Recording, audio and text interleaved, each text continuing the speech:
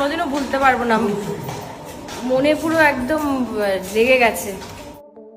স্ত্রী হয়েও রাহুলের মৃত্যুতে চোখে এক ফোঁটা জল নেই প্রিয়াঙ্কা সরকারের, কিন্তু অপরদিকে প্রেমিকা রুকমা একটু পরপরই কেঁদে অজ্ঞান হয়ে যাচ্ছেন। এবার রাহুলের মৃত্যুতে প্রিয়াঙ্কা সরকারকে নিয়ে নানান রকমের মন্তব্য করছেন নেটিজেনরা।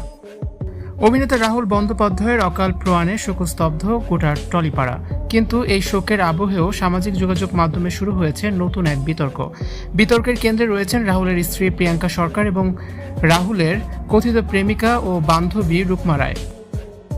রাহুলের শেষকৃত্যে প্রিয়াঙ্কা সরকারের উপস্থিতি অনেককেই অবাক করে দিয়েছে। অধিকাংশ নেটিজেনদের দাবি, স্বামীর মৃত্যুতে প্রিয়াঙ্কার চোখে এক ফোঁটা জলও দেখা যায়নি।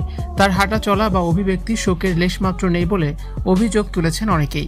কেউ কেউ মন্তব্য করেছেন, প্রিয়াঙ্কাকে দেখে মনেই হচ্ছে না তার স্বামী মারা গেছেন, যেন পাড়ার কোনো সাধারণ মানুষের মরদেহ দেখতে এসেছেন। অনেকে আবার প্রিয়াঙ্কাকে স্ত্রী নামের কলঙ্ক বলেও তীব্র আক্রমণ করতেও ছাড়েননি।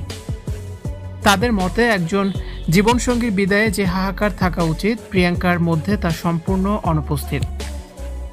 অন্যদিকে রাহুলের প্রেমিকা রুকমা রায়ের অবস্থা ছিল সম্পূর্ণই ভিন্ন।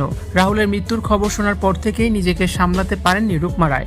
মরদেহ পৌঁছানোর পর থেকে বারবার হাউমাউ করে কাঁদতে দেখা যায় তাকে। রুকমার এই ভেঙে পড়া দেখে নেটিজেনরা বলছেন, স্ত্রীর চেয়েও যেন প্রেমিকার শোক এখানে বেশি জোরালো। যদিও নেটিজেনদের বড় একটি অংশ প্রিয়াঙ্কার সমালোচনা করেছেন, তবে অনেকেই আবার তার পাশে দাঁড়িয়েছেন।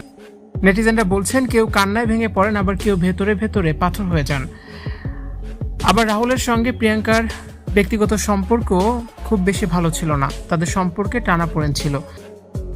রাহুল ও প্রিয়াঙ্কার সম্পর্কের জটিলতা আগে থেকেই প্রকাশ্যে ছিল, তবে মৃত্যুর দিন সেই তিক্ততা বিচার করা কতটা সমীচীন তা নিয়ে প্রশ্ন উঠেছে।